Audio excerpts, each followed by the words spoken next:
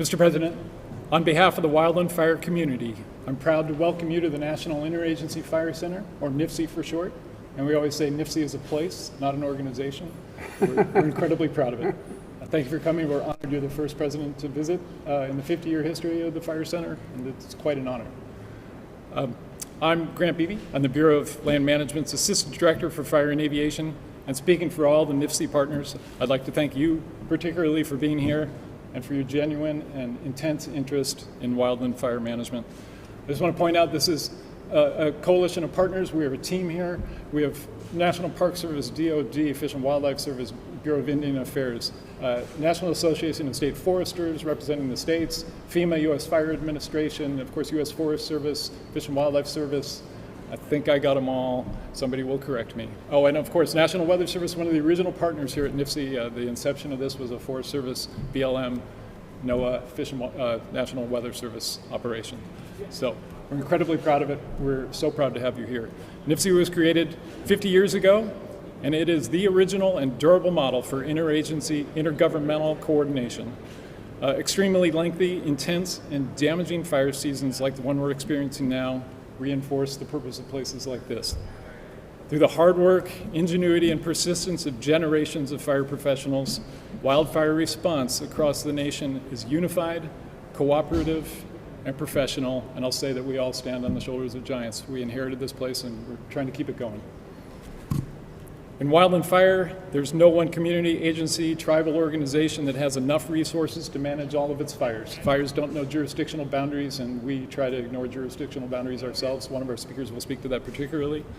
But the kind of fires we're experiencing these days, the kind of long duration, massive destructive fires we've witnessed in recent years in places like California, Oregon, Washington, Colorado, and unfortunately for Governor Otter this year in Idaho, they're teaching us that we need to maybe change the way we're doing business.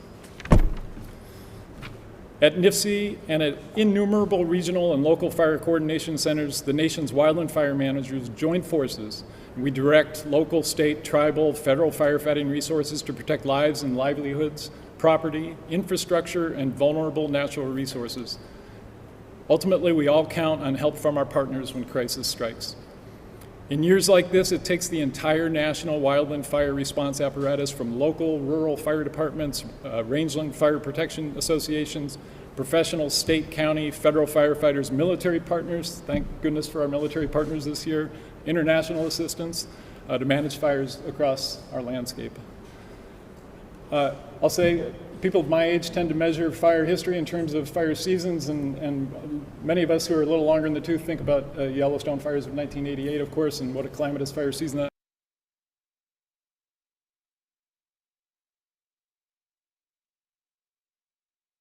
Yellowstone burned about 800,000 acres in the park, and this year the Dixie Fire, as you know, is approaching about 1 million acres itself. California is setting records for the largest fires in history. Colorado set and then reset records for largest fires in history. So we're entering into a different environment in fire, and we need to change our tactics, and we'll talk about that a little bit more. So I'll say finally that another complex, costly, and critical wildland fire year underscores the nation's need to recommit resources to fire prevention, preparedness, and response. And frankly, we're honored that you're here and that you have made that measure one of your own. I'd like to pass on to Governor Little now. I know he'd like to introduce you or to welcome you to Idaho. Thank you, Grant, Mr. President. Thank you for being here.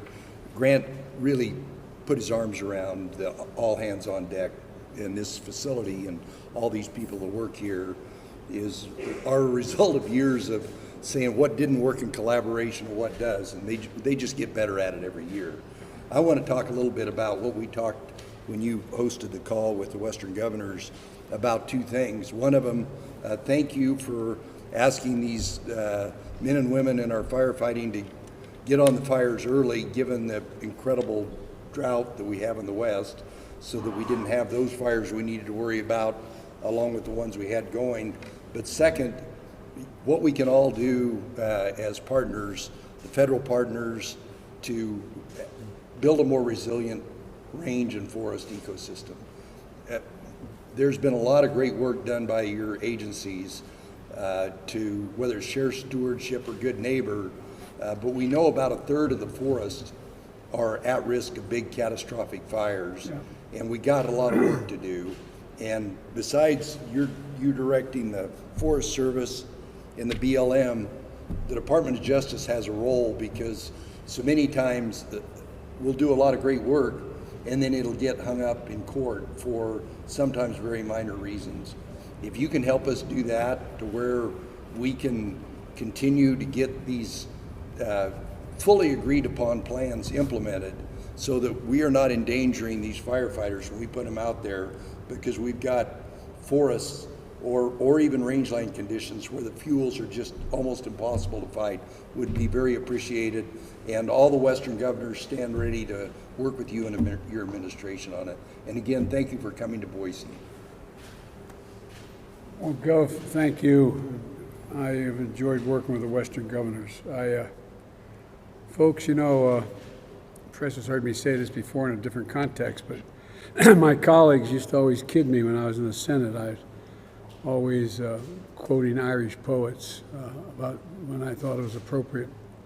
And I think they thought I was doing it because I was Irish, but I did it because they're the best poets. But all kidding aside, there's a line from a famous poem, and I didn't think of it, Grant, till you just were speaking.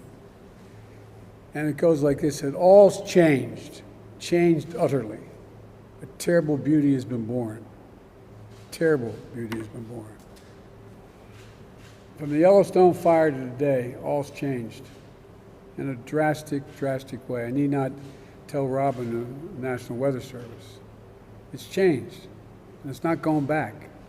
It's not going back. And we, the Western governors, and we've talked about this. And you know, there's an expression I say to all the firefighters here, that God made man, then he made a few firefighters. You all are the most incredible people. Now, it's not hyperbole. I started my career with the firefighters as a 29-year-old kid running for the United States Senate, and we've never left one another. And I see the hot shots out there. I don't want to do any more mass memorial services of the 19 hot shots that I did back in Arizona. And the only thing that keeps you all safe is one another. Firefighters have as many injuries and lose as many people as police officers do. But the only thing that really matters is there's enough firefighters protecting firefighters. That's the big deal. That's what it all comes down to. And I just want you to know that you have the full support of my government, my administration, I should say, and all those who have major roles in the government, from the Department of Agriculture to the Department of Interior, just across the board. And so, and I want to acknowledge Senator Risch and Crapo can't be here, and Senator Wyden and Markley were going to come from, Merkley were going to come from Oregon. We got a call while in flight. The weather's so bad they can't make it here. And so I just want to thank them for the incredible work they do as well, because this is one of the areas where we do have some overwhelming bipartisan support. And here at the National Interagency Fire Center, the hub that's designed to coordinate the resources to fight wildfires, I'm here to hear what's on your mind and what more that I should be doing, my administration be doing, to try to help. You know, folks, you know the time of the year when the air fills with smoke and the sky turns a little orange. But that time of year getting earlier every year. And, you know, last week, the air in Boise was thick with smoke from California and from Oregon. And, you know, this year, as you've pointed out, Grant, you know, 44,000 wildfires, 5.4 million acres burned. That's larger than the entire state of New Jersey. When I say that back east, They're used to floods and storms. When I say that back east, it's just unfathomable. First of all, they don't fully understand how big the West is. But more acreage is burned than the entire state of New Jersey, which is a big state. And you know, California, 2.2 million acres this year, already this year. The Dixie Fire, 1 million acres. The Calder Fire, 200,000 acres, 1,000 structures. And God knows how many lives risked or lost trying to deal with it. You know, you've saved many communities, the firefighters, and you saved South Lake Tahoe. And what people are beginning to realize is you risk your lives to do it. And thank God we have you. But you know, fires and frequency of ferocity of these fires, I'm having a lot of international meetings with our colleagues around the world. They're asking. Australia, really worried. Australia helping, but are trying to figure it out. Canada. I mean, just go around the world.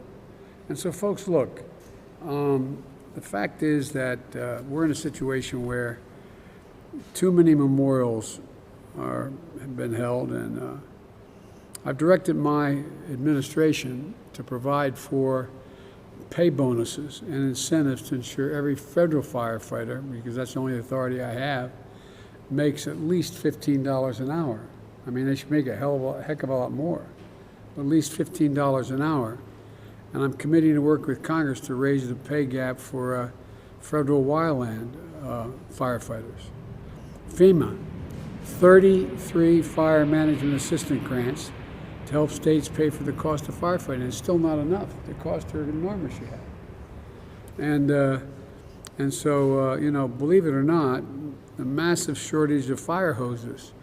I think you all get it.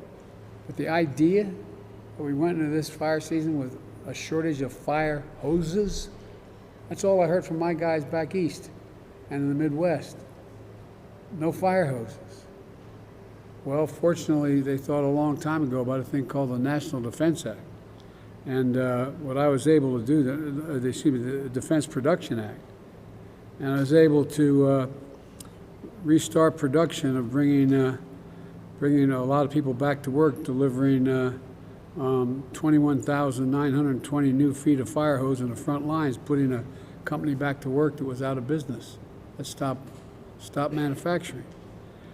You know, and the major's here, he knows about this. Well, we have a commitment at the Department of Defense to defend home as well as abroad, and that includes the fire service.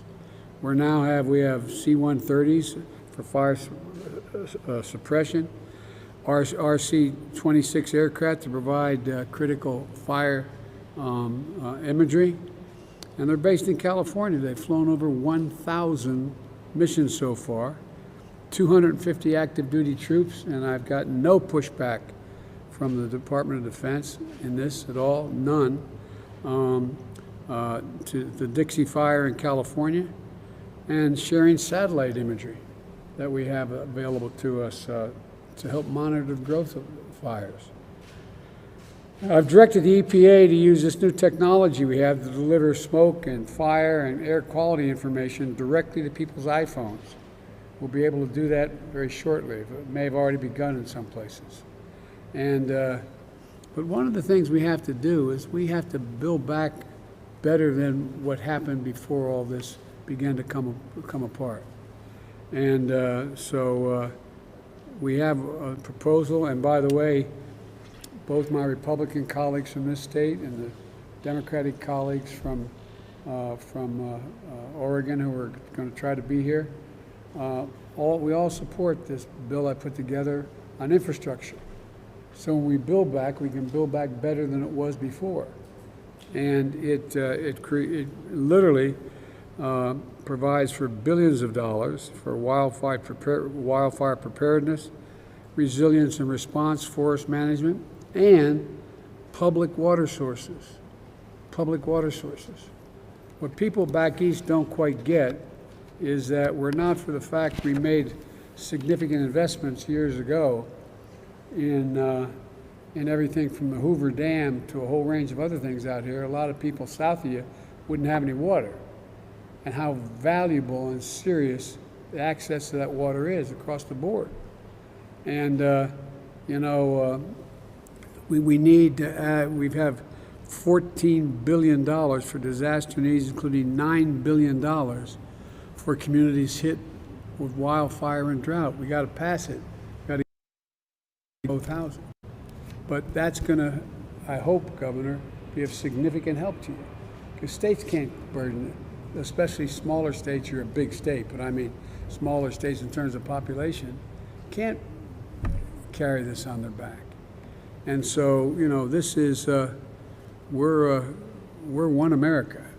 We have a federal system because each part of the country is supposed to make up for what the other parts of the country didn't have. And so, we need to do more. We've asked for $14 billion for disaster needs, including, as I said, that $9 billion for community. This is over a 10-year period for hit by wildfires and drought. And, we can't continue to try to ignore reality. President Obama used to always kid me. I say, reality has a way of working its way in. Well, the reality is we have a global warming problem, a serious global warming problem. And it's consequential. And what's going to happen is things aren't going to go back to what they were. It's not like you can build back to what it was before. It's not going to get any better than it is today. It only can get worse, not better.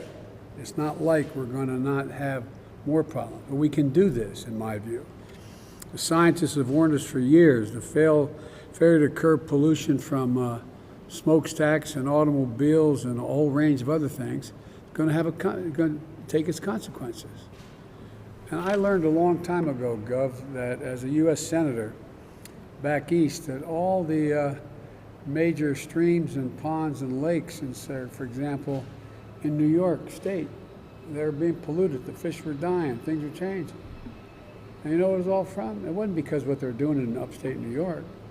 It's because of smokestacks in Chicago, steel plants, because it carries, the wind carries that pollution at a height that doesn't affect the state of Illinois or doesn't affect the state of Indiana, doesn't affect Ohio, but it eventually comes down. Well, I guess I know you all know it. You have the smoke from the fires in California on the East Coast. And sometimes blotting out the sky. People are not just worried about COVID, they're worried about what their kids are going to be breathing. And so every dollar we invest in resilience, this is part of my message here.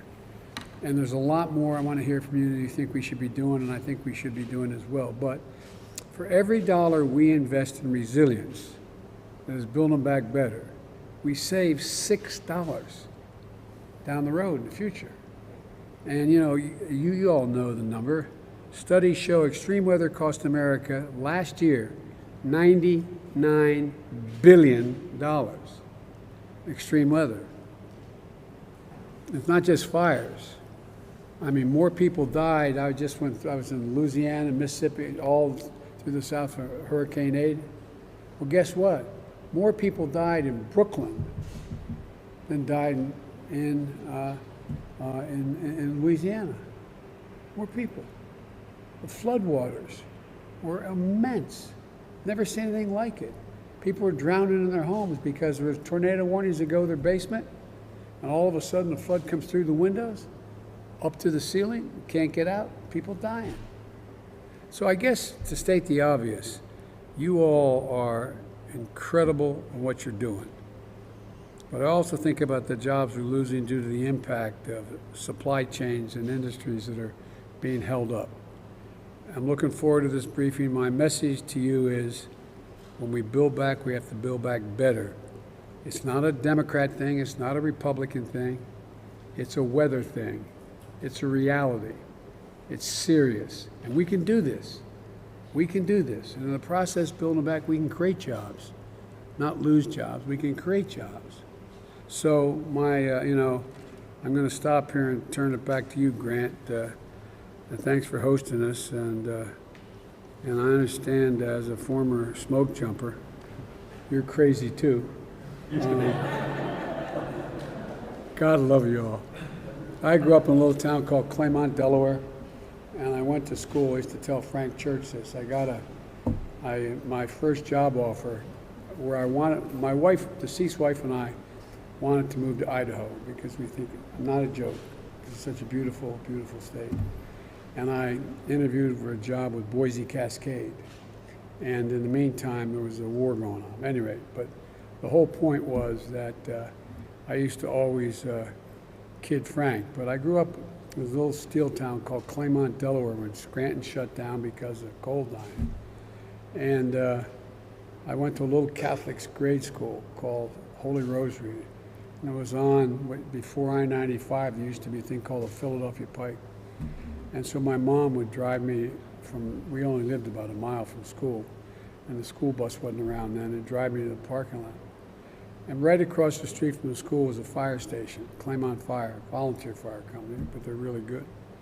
And so all the guys that grew up either became cops, firefighters, or priests. I wasn't qualified for any of them, so I'm here. But all kidding aside, you guys and women are incredible. You're incredible what you do. It's not hyperbole. If you know anything about me, you know my long relationship with firefighters. I mean it from the bottom of my heart. And we owe you more than just our thanks. We owe you what you need to deal with these problems. I'm sorry to go on so long. Thank you. And I'll turn it back to you, Grant. I guess that's who I'm turning it back to. I don't know who. Anyway, whoever is to do the talk. That would be me. Thank you, Mr. President. And you're right, I was a smoke jumper, only because I trained to be a teacher, and that was way too difficult and scary, so I did something that was way easier. That's why I left the county council. There you go. The National Association of State Foresters is a key partner of ours. George Geisler is representing them today. He's state forester from the great state of Washington. Welcome, George. I know you got a couple things to say, so have at it. Yes. Thank you, Grant, and thank you, Mr. President, for this opportunity to give you a little bit of insight as to the role that state and local governments can play in our interagency wildland fire management world. As Grant said, safe and effective fire management requires the commitment, the cooperation, and the coordination of all of us, all of our partners. State forestry agencies, such as my own, Washington Department of Natural Resources, the Florida Forest Service, and California's CAL FIRE, are the primary agencies that are responsible for wildland fire suppression in our states. And we're partners here at the National Interagency Fire Center with a fire director who sits on NMAC and helps to decide each day the priorities that occur in this nation. Federal, state, tribal, and local agencies all benefit from this collaborative effort that helps move national air and ground resources to the areas of greatest threat while still ensuring all agencies are supported in the firefighting effort. Within the cooperative structure of the cohesive strategy and then formalized by our master interagency wildland fire management agreements, states are routinely fighting fire on federal lands alongside the federal agencies, and then they turn around and are helping us on our own fires because, as you said, fire knows no boundaries.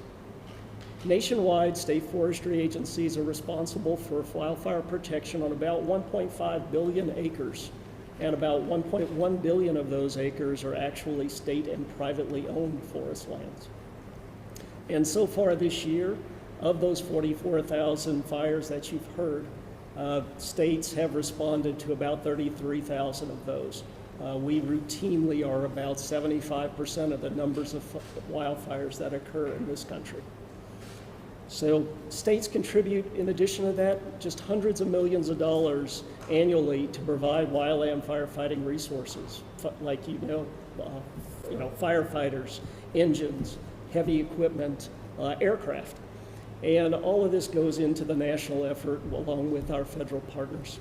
And federal funding, such as state fire assistance and volunteer fire assistance that we receive through the U.S. Forest Service, actually helps to expand that capacity as well as maintain it. And all of that is really getting it down to that, helping the rural volunteer fire departments that we all know are across the U.S. The partnership and all of the cooperation between state and local governments, though, it's not just for wildfire suppression, like you said. You know, through Good Neighbor Authority, through shared stewardship, we work together with our local governments, with our tribal partners, and we do all of the critical fuels mitigation work. We do the forest health treatments that are out there. And we're trying to work, as you said, to improve the resiliency of these landscapes as we go and see the impacts of climate change. You know, and all of this is really provides assistance directly to the communities that we have out there. And as you know, wildfires are impacting entire communities in the United States. These annual occurrences place millions of Americans at risk, and they're no longer limited to just what you see about in the news in the West. We have fires, it's now a fire year, and we routinely have all 50 states.